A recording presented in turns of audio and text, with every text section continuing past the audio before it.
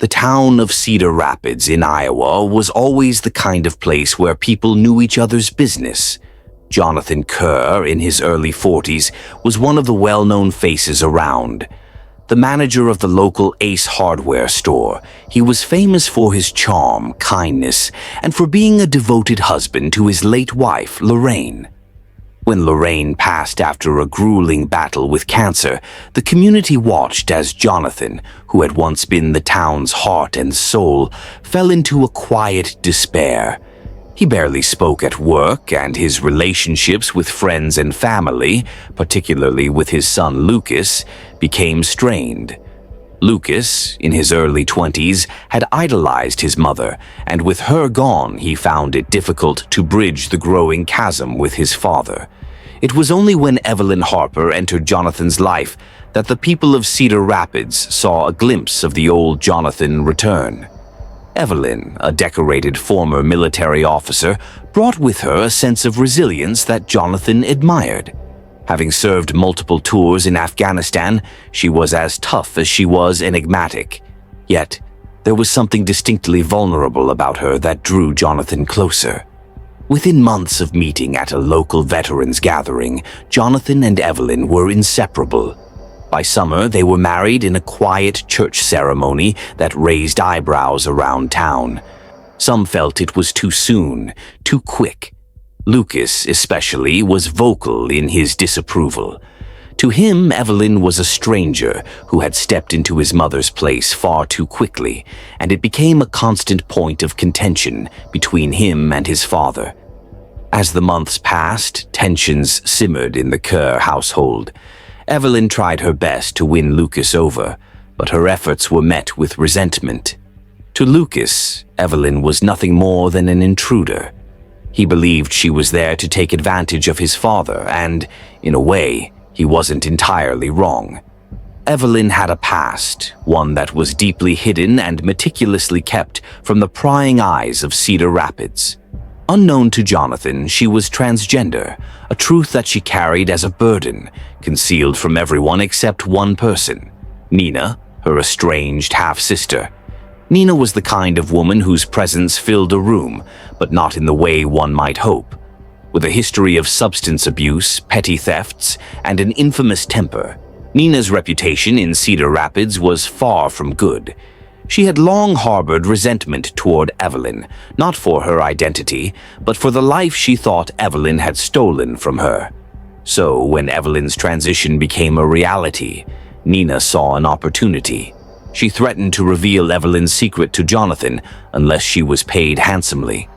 Trapped in this vicious cycle of blackmail, Evelyn used whatever money Jonathan gave her to keep Nina's silence. But Nina was never satisfied, and each demand became steeper than the last. Meanwhile, Evelyn and Lucas's relationship began shifting. Lucas felt isolated and betrayed by his father, and his resentment toward Evelyn slowly morphed into something else. He found himself drawn to her, her mysteriousness and her strength. Evelyn, though deeply troubled by her own secrets and the blackmail, found comfort in Lucas's unexpected attention. What started as a few long conversations about Jonathan's aloofness soon turned into furtive glances, lingering touches, and whispered secrets. In Lucas, Evelyn saw a version of Jonathan that was passionate, young, and filled with intensity. And so the two crossed a line they could never uncross. Their affair was a dangerous one, fraught with secrecy and fear of exposure. But in their stolen moments, both Evelyn and Lucas found a kind of dark liberation from the suffocating hold that Jonathan seemed to have on their lives. The affair became their shared escape, a way to defy the person they each felt had wronged them. Things took a darker turn when Lucas discovered that Jonathan was secretly supporting Nina financially. This knowledge pushed him further into Evelyn's orbit, creating a loyalty that bordered on obsession. Evelyn, sensing an opportunity, began planting seeds of resentment in Lucas's mind. She painted a picture of Jonathan as a man who was manipulative, selfish, and only interested in his own image. She whispered to Lucas about how much easier life would be without Jonathan, How free they would be, unburdened by his judgments and his wealth being funneled to the undeserving Nina. The idea of a life free from Jonathan began to consume them. Evelyn's suggestion of getting rid of Jonathan started as a hypothetical, a wild fantasy whispered between stolen kisses. But as days turned into weeks, the fantasy became a plan. Evelyn knew that any direct violence would draw suspicion, so she concocted a scheme only someone with her background could imagine. It was a sunny day in August, and the Kerr family, along with most of Cedar Rapids, decided to spend the day at the municipal water park. The highlight of the park was the Thunder Plunge, a towering water slide known for its speed and thrill. Evelyn had been eyeing this slide for weeks, meticulously studying it, figuring out the precise timing and height of the slide's exit.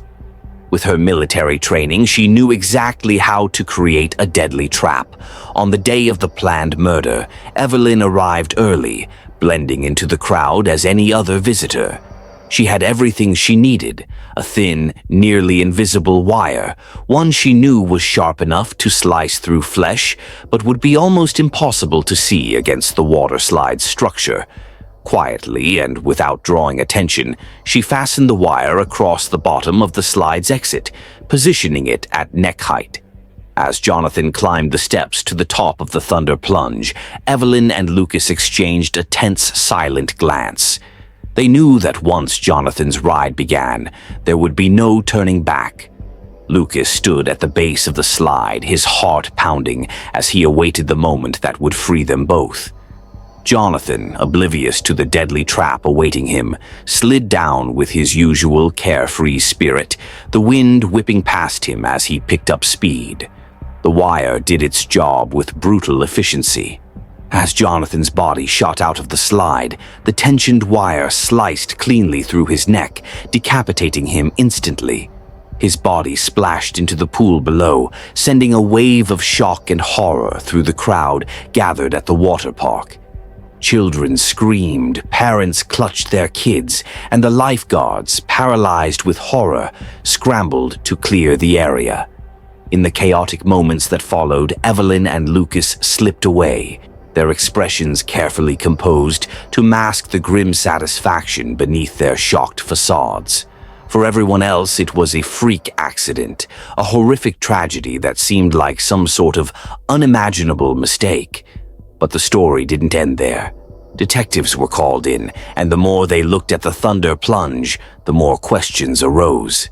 There were rumors, suspicions, and as the investigation continued, Jonathan's accidental death began to look more and more like murder. In the days following Jonathan Kerr's gruesome death, Cedar Rapids was engulfed in shock. The local paper described the incident as a tragic accident, but whispers of foul play circulated among the townspeople. The detectives on the case, led by Detective Marshall Grant, were already growing suspicious of the circumstances surrounding Jonathan's death. Something didn't add up. The precision of the wire placement, the exact height, and the calculated timing, it all pointed to an intentional setup. But the question remained, who would go to such lengths to kill Jonathan Kerr? Evelyn played the part of a grieving widow well. At the funeral, she stood in front of Jonathan's casket, her eyes dry but her expression somber. She placed a comforting hand on Lucas's shoulder as he fought back the tears. To everyone else, it looked like a family mourning the loss of a husband and father. But Detective Grant noticed something strange about Evelyn's demeanor. She seemed calm, too composed, almost detached. It was as if she was performing, putting on a show for those watching. The investigation soon revealed more cracks in the Kerr family's seemingly perfect facade. In the days following Jonathan's death, Detective Grant and his team began their interviews, and they quickly picked up on the tension between Evelyn and Lucas. When asked about his relationship with his stepmother, Lucas fumbled, his answers stilted and evasive. Evelyn, meanwhile, shifted the blame with remarkable ease, pointing fingers at her half-sister Nina, claiming that Nina had been blackmailing Jonathan for months. Evelyn painted Nina as the kind of woman who would stop at nothing to get what she wanted.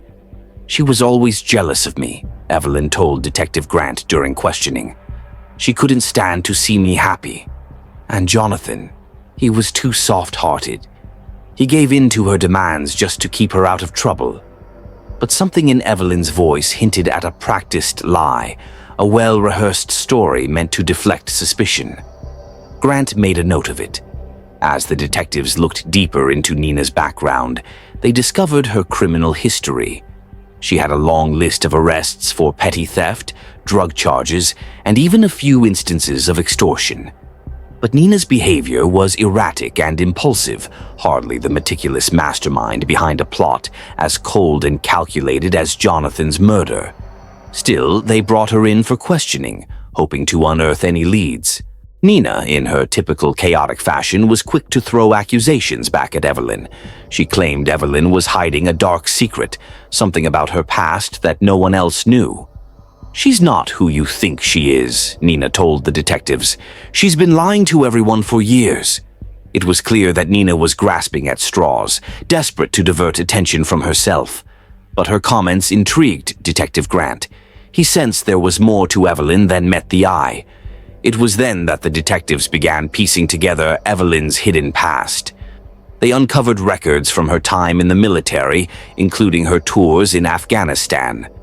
Evelyn had a reputation for being exceptionally skilled in survival tactics and traps, a skill set that suddenly seemed alarmingly relevant.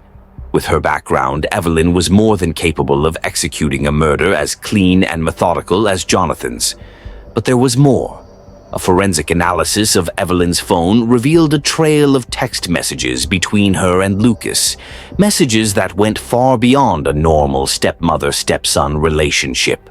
Detectives read through the exchanges, noting the flirtatious language, the suggestive tones, and the plans to meet secretly. Photos found on her phone confirmed their worst suspicions. Evelyn and Lucas had been having an affair. It was a discovery that sent shockwaves through the investigation. With this new information, Detective Grant brought Lucas in for a second round of questioning. Cornered by the evidence, Lucas began to unravel. He broke down under the pressure, confessing to the affair, but insisting that the murder was Evelyn's idea. "I just wanted to be with her," he stammered. "She said it was the only way we could be together. I didn't think she'd actually go through with it." His confession was a tangled mess of guilt and fear, and it only added fuel to the investigators' theory. Evelyn was the orchestrator, using Lucas as a pawn in her twisted game.